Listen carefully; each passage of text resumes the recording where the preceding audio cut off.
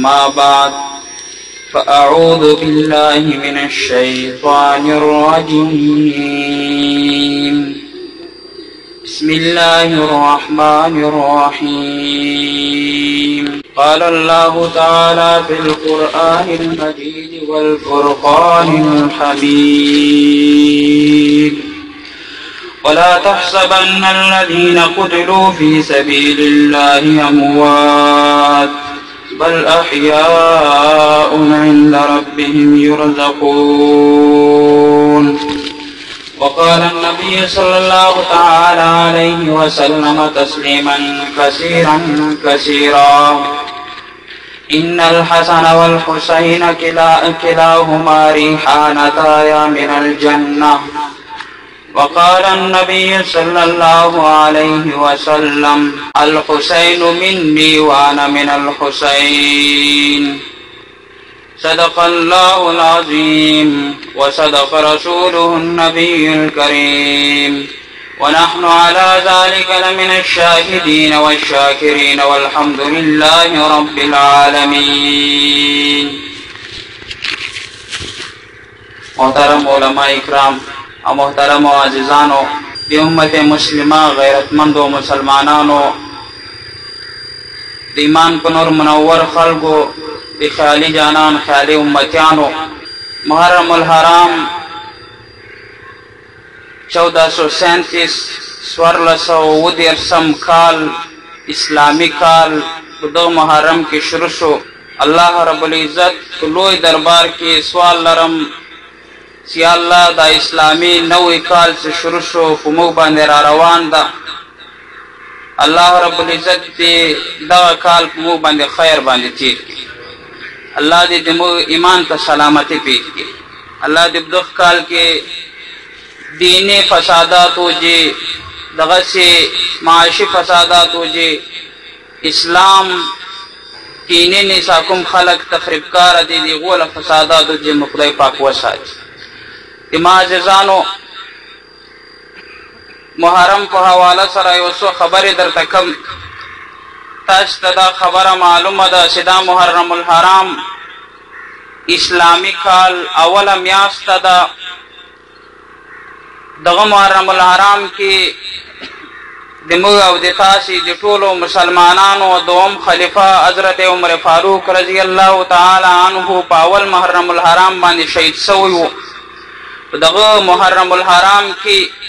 حضرت آدم علیہ السلام تا اللہ پاک وجود ورکویا. دغه محرم الحرام کی اللہ رب العزت حضرت آدم علیہ السلام اللہ تا سجدہ وکڑا. دغه محرم الحرام کی اللہ رب العزت حضرت آدم دی دنیا ترا لگلی دا. دغه محرم الحرام کی اللہ رب العزت دی نوح علیہ السلام سے کوم بیڑی و شپاگ میاستی پوبو کی گرجی دل جودی غر باندی ودر یدل محرم الحرام میاستوا. او کلسی حضرت حسین شہید دوی بیا هم دی محرم الحرام میاستوا. نو محرم الحرام دغه میاستی کی دیر غٹ غٹ کارون سوی دی ټول خسڑائی بدغ کم وقت کی نسی بیان ولائی.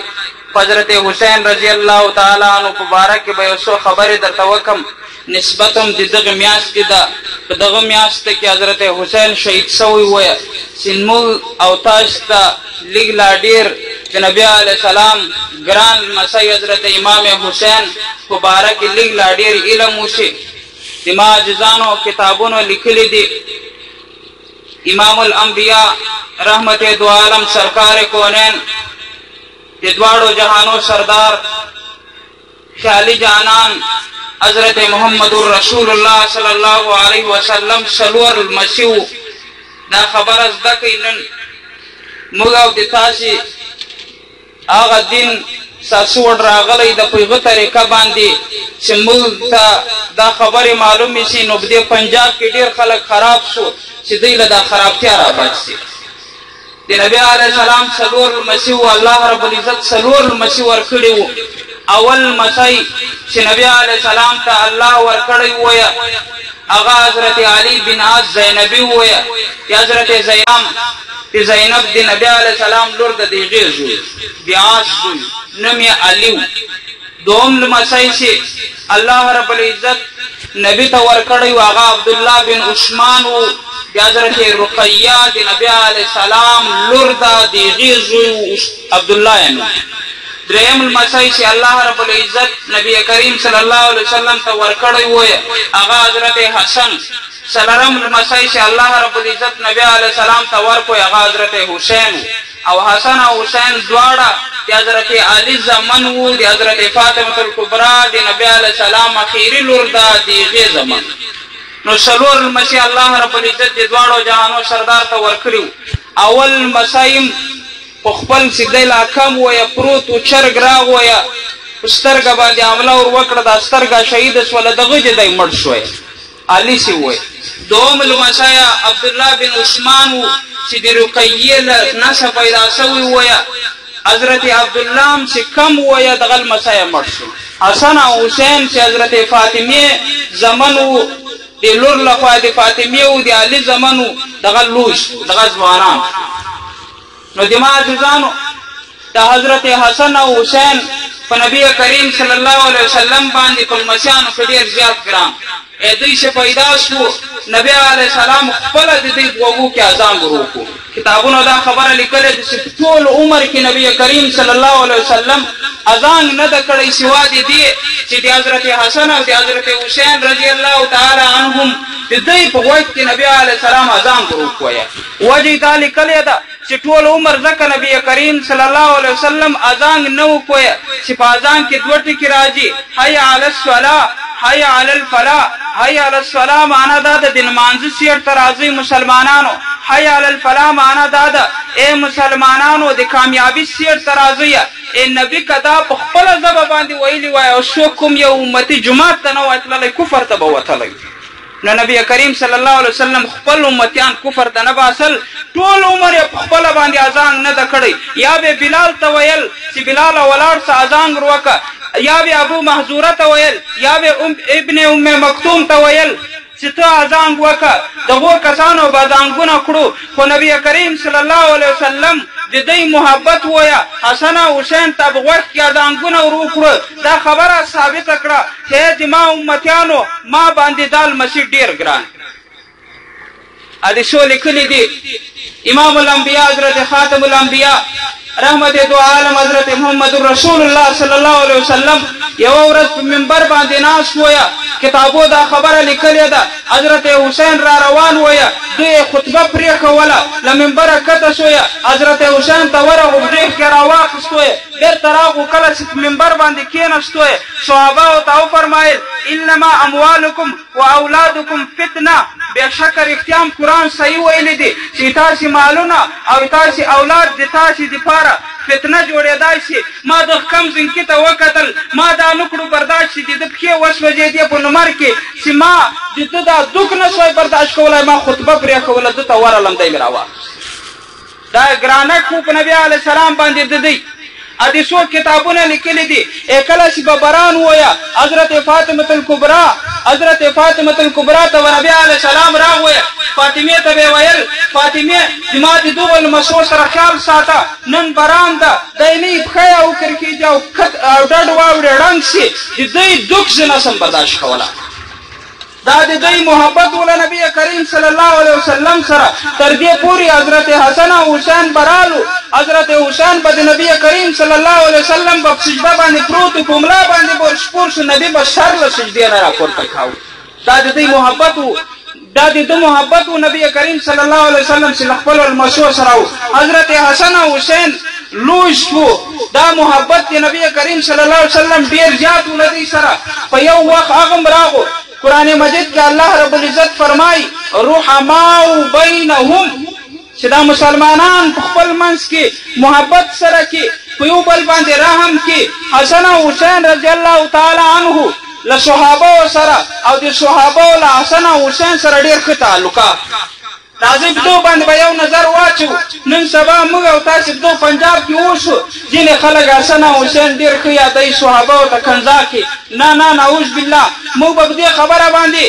نظر واچو چې حضرت حسن او حسین سره د موږ د صحابهو سوړ تعلقات وو. د نبی کریم صلی الله علیه وسلم د یغو ملګری چې د نبی علیه السلام یې لیدلی وای، ایمان یې پرې راوړی، د یغو سوړ تعلقات ورسره. کتابو دا خبره لیکلې ده اول خلیفه حضرت ابوبکر صدیق رضی الله تعالی عنه. حضرت ابوبکر صدیق رضی الله تعالی عنہ یو ورځ مسجد نبوي کې راووت وای خلاص وسات کې راووی ابوبکر صدیق سره نور صحابه مو حضرت علی مو ور سره اکراس او توکتل دب د زنکو کې حضرت حسین راونی و کله کو دا ټنډه باندې تی باندې ستندې باندې کول کوی حضرت علی ورته وویل ابوبکر خدا خبره یې نه شو چې دا د ما زوی نه دا خو د علی زوی ده ورکه کنا به غلط سوی بغلط سره با اول خلیفہ حضرت حسین نیولی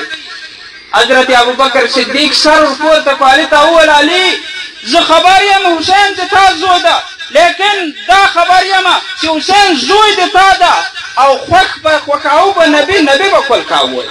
ځکه زه نن کول کوم دا دی حسین رضی الله تعالی عنہ سره دی اول خلیفہ محبت وو چې دای د باندې راووت وای په دومره کسانو کې په دومره کړاسو کې حضرت حسین ونی وای خپل زوی نه ونی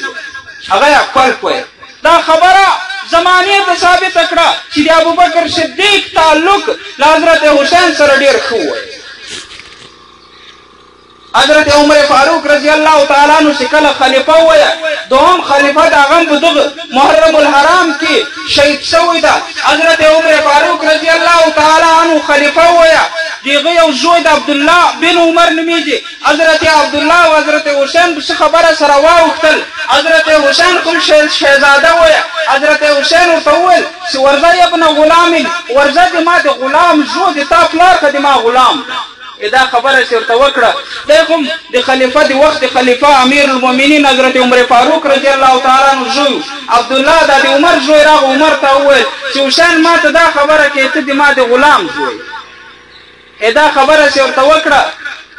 حضرت عمر ته وویل چې ورسه حسین دې دا پرچی راولیکه هغه پرچی ما سره راوړه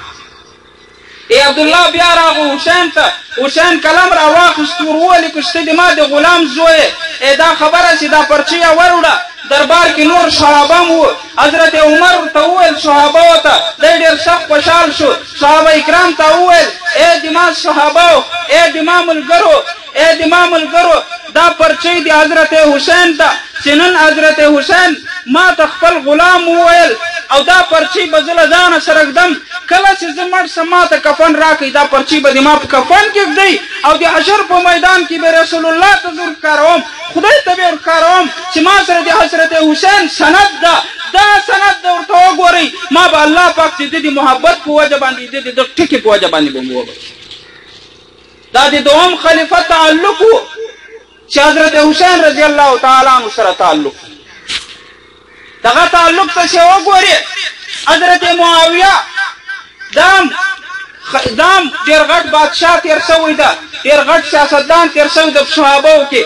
یو سړی مدینې ته تللی ورته وویل سړو ته به ځې مابین روضتي و منبر ریاض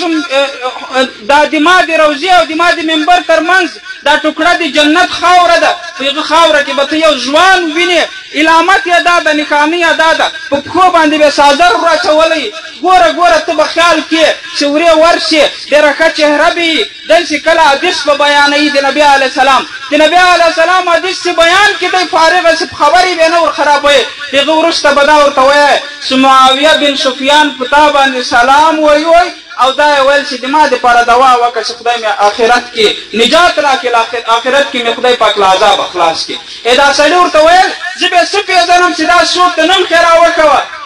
ته نه پېژنې زمانه پېژنې ته ورې ورشه خپله بیا ووینې حضرت حسین ورته وویل نو دا د حضرت معاویه تعلق وویه د حضرت حسین سره دغه تعلق یې وویه حضرت معاویه ورته وویل چې مدینې ته ورشه د ما سلام ورکړه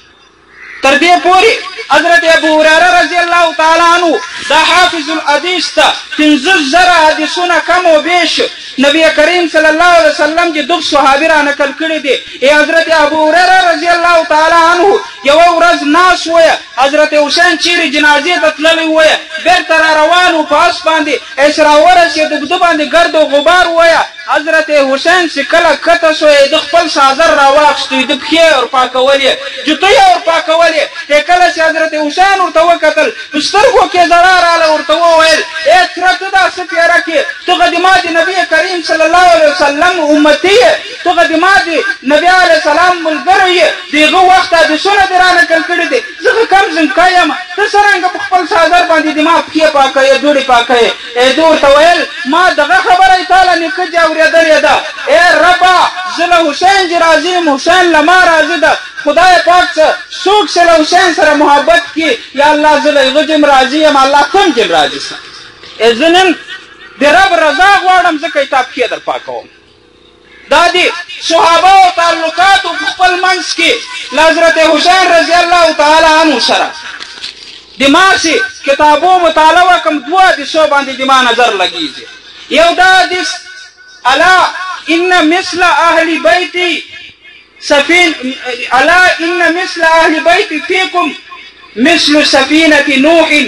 من رکب فیها نجا من تخلف عنها هلک یو دا حدیث د اهل بیتو مثال د نبی علیه السلام د خاندان مثال د نوح علیه السلام د بیړۍ غوندې ده چې کوم خلک د نوح علیه السلام په بیړۍ کې سپاره شو له سیلابه بچ شو چې کوم خلک اهل بیتو سره محبت کې د نبی علیه السلام له خاندان سره محبت کې د هغو به انشاءالله تعالی بیړه پاري یو دا حدیث ما ته راښکارېږي یو بل حدیث چې ورته وګورم بل حدیث راښکارېږي چې اصحابي کالنجوم بأیهم اهتدیتم ای د ما امتیانو زه به ولاړ سم له دغه دنیا چې نبي آی زه به ولاړ سم د دغه امتیانو زه به له دغه دنیا ولاړ سم تاسې بدل تباکي یاستئ تاسې ته به فتنې هم راځي فسادات به هم راځي اختلافات به هم راځي خو ګوره خیال به کوئ که څوک له فساداتو بچ کېدل غواړي د ما د صحابو لمن ټینګه ونیسئ چې کوم یو صحابي پسې روان شي تاسې به په لاره او هدایت باندې به یا چې ګمراه کېدلو چې به بچ شئ دا دوه حدیثونه نو د دغه دوه حدیثو باندې سړی غور وکړي نو یوه خبره معلومیږي چې زموږ اهل سنت والجماعت زموږ د پښتنو د مذهب دا مذهب ده چې زموږ یوه سترګه اهل بیت ده چې د نبی علیه السلام خاندان سره موږ محبت کو دا هم د ایمان جز ګڼلی ده او یوه سترګه زموږ صحابه کرام دي چې د هغو تعلق له حسین سره ښه وویه نو موږ له هغو سره محبت کو هغه هم منو دا دوه خبرې موږ ته راځي ولې که صحابه نه منې بیا هم ګمراه یې که اهل بیت نه منې بیا هم ګمراه یې نن سبا فسادات کې په محرم کې ډېر زیات فسادات نبی کریم صلی الله علیه وسلم په هغه وخت کې یوه خبره وکړه نن زه هغه خبره تاسو ته کوم الحسین مني وانا من الحسین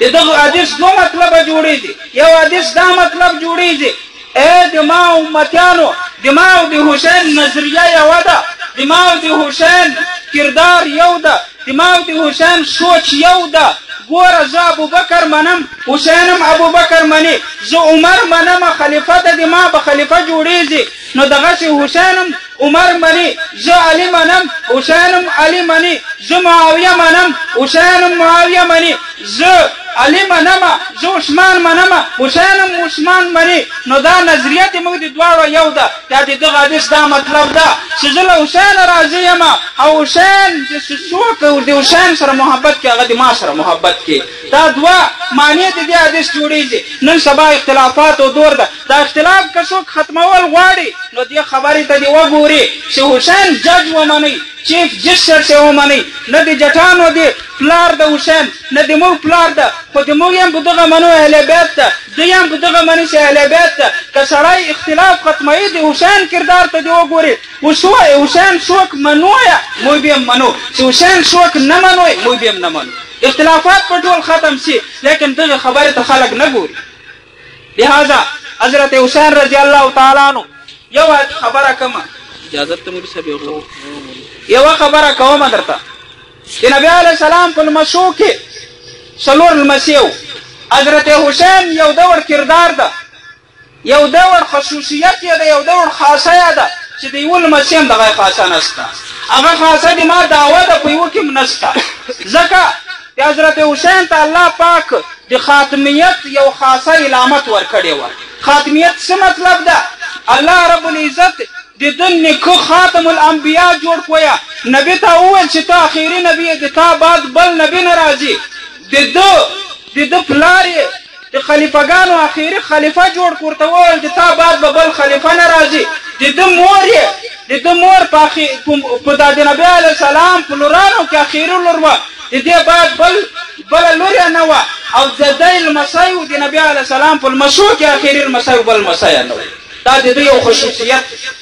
او زه دا یامه د نبی کریم صلی الله علیه وسلم حضرت آدم علیه السلام ته ونیسه چې حضرت عیسی علیه السلام پورې کدی آدم انابت کدی اسحاق رضا جوئی کدی ابراہیم جوش توحیدی کدی نوح علیہ السلام تبلیغی کدی یوسف علیہ السلام حسنی کدی موسی علیہ السلام کمالاتی کدی عیسی علیہ السلام معجزاتی دا ټول سره یو ځای ک نوم ورکنو نبی کریم صلی الله علیه وسلم نوم براوځي. او کچېری دا ټول کمالات سره یو ځای کې حضرت عمر رضی الله تعالی عنہ شهادت را واخې د حضرت عثمان شهادت را واخې د حضرت علی شهادت را واخې دا ټول سره یو ځای کا دغه عکس په حضرت حسین کې ویني.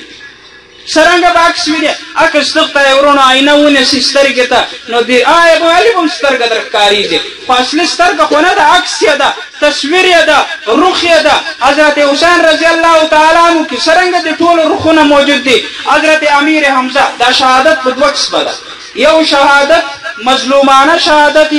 یو مجاهدانه شهادت. مظلومانه شهادت د قیای چې څوک پلار باندې رواني وویني یا څوک وتړي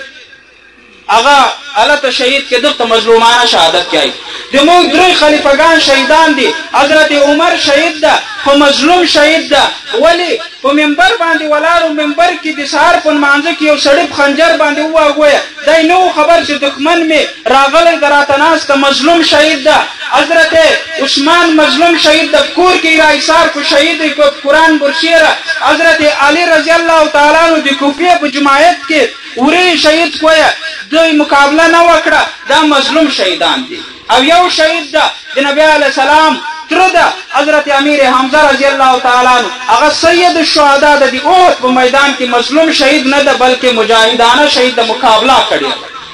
کفار سره مقابله کړی ده. د دې عکس د ټولو عکس په حضرت حسین کې موجوده ده. هغه څنګه حضرت امیر حمزه رضی الله تعالی عنہ کله چې د شهید دوی د احد په میدان کې مقابله وکړه کافران یې مردار کو جهنم ته ولګل بیا د شهید شویا. نو حضرت حسین د کربلا په میدان کې مقابله کړې وکړه مقابله دغه حضرت امیر حمزه رضی الله تعالی عنہ چې کله شهید شو خور یې رااله نبی کریم صلی الله علیه وسلم ته ویل زنن زارم نه ولی نه زارم الله قرآن مجید کې ان الله مع الصابرین لیکلی دی ان الله مع الماتمین نه دی لیکلی. زنن ماتم نه کما فکرای دور نه ورځوم خاورې نه بادوم خپل ویښتان نه ببروم د دغه دپاره زه به د قیامت په ورځ د حشر په میدان کې د رب په مخ کې دا فخر کم چې د ما ورور سید الشهدا وایه د ټولو شهیدانو سردار. حضرت حسین رضی الله تعالی عنہ چې کله شهیدېدو یې د کربلا په میدان کې مقابله وکړه شهید دا عکس موجوده و. دومه خبره حضرت عمر رضی الله تعالی عنہ د سهار په لمانځه کې شهید شویه. حضرت حسین د ماسپښین په لمانځه کې شهید شویه. نو دا دواړه هغه مظلوم شهید شو. دا ځکه مظلوم شهید ده د تصویر روح ځکه دلته موجوده ده چې حسین چې کله د کوفې والا وربولو یې دی د مقابلې په غرض باندې نه ورئ ټول کور یې ورسره بوته دا مظلوم شهید. دریم حضرت عثمان رضی الله تعالی عنہ مظلوم شهید ده. حضرت حسین مظلوم شهید. یو بل مشابهت یې دا راځي حضرت عثمان چې کله شهید شو بیبي نایله د دو بیبي وه هغې د صبر او د تحمل مظاهره کړې وه چغې نه دي کړې. او حسین چې کله شهید شوی د حسین یوه خور وه حضرت زینب یې نوم وی هغې مې چغې نه دي کړې. څلورم حضرت علی سره مشابهت ستا علم مظلوم شهید ده بل علی سره خو ډېر مشابهت د زویه ده. علم نبی علیه السلام را لوی کړی وی حسین هم نبی را لوی کړی ده. علم نبی را لوی کړی ده او حسین هم نبی را لوی کړی ده. علی رضی الله تعالی عنہ ډېر ذهین و حسین هم ډېر ذهین وی. خو دومره خبره ده شاعر یو خبره لیکلې ده چې حضرت حسین رضی الله تعالی عنہ یو خصوصیت و کله چې دی یې شهیدېدو یې په سجده باندې سر کېښوه چې شهید شو. نو شاعر لکلی دی نہ نیازی کی ضرورت ہے نہ نیازی کی ضرورت ہے زمانے جنگ میں مردان غازی کی ضرورت ہے अब भी निदा अब भी आती है करबला के दर दर से, निदा अब भी आती है करबला के दर दर से, हुसैन इब्न अली जैसे नमाजी की जरूरत है। ननम दगा से दा गग राजी सिमा जजान ओबला सपुल मांज बांधे बयान दरता को सीधा और नमाज पखार औ दा खबर ده یو ساده سړی لپاسه راغلی واتی دا شیګانو ټټرونه ټکول دی ول چې دا خو ډېر مظلوم خلک دی ګډ شو مو پښتانه دي ساده دي دا